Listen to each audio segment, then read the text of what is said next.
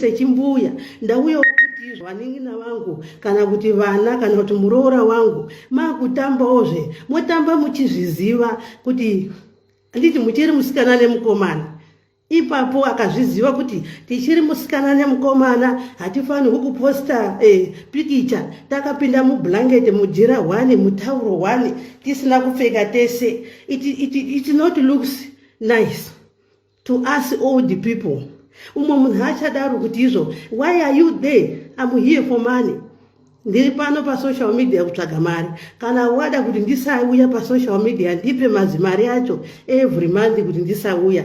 Asiwozve tikaonawo zvimwe zvisingaiti tinotaura. Ndakasangana nepikicha yokuti izvo mwana wangu wandakazvara asati auya abuda kwandiri ndozoona akapinda mublanketi mujira 1 vakamonerana taura 1 vasina kupfeka. Ndinonzwa sei samai? Ndiri kutaura samai. I'm sure her age and my daughter's age is the same. Paakaitiswa nhumbu, of course baba acho ariko mwana, but takarwadziwa. Variko vana mai vanozviziva. Nhasi uno ndikazvifunga ndinozwa kunge ndichaenda kunorova vanhu vakanhumburisa mwana wangu achida kupedza chikoro chake, asi akachishingirira akapedza. The fact yekuti wakanhumburiswa zvakatirwadza sei. Saka ini ndiri kutaurawo samai sachimbuya chiri pano pa social media. Handina wandinovenga. I love my son Tytie, I love her girlfriend, I love.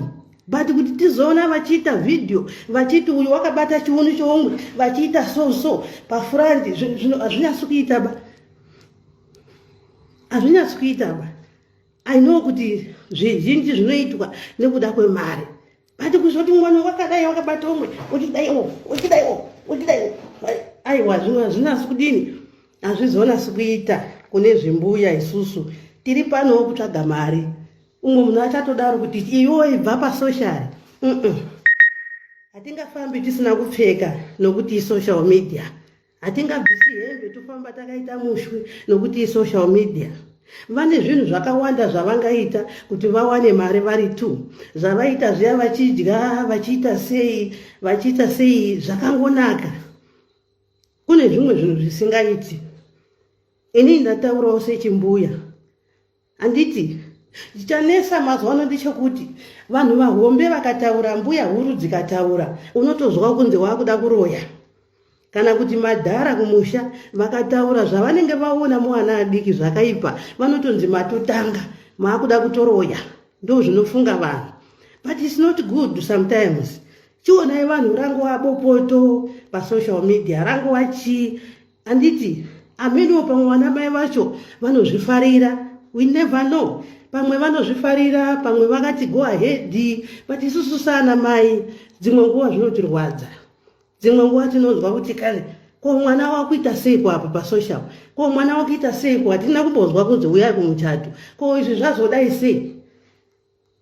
Handiti muri kuona watotanga kukomenda kwaiitai zvesadza, asi ndiri chimbuya ndosaka ndauya kuzotaura pano sambuya. Ndinoita zvesadza ndichitsvaga mari, asi ndiri chimbuya. You must know that kuti ndiri mai.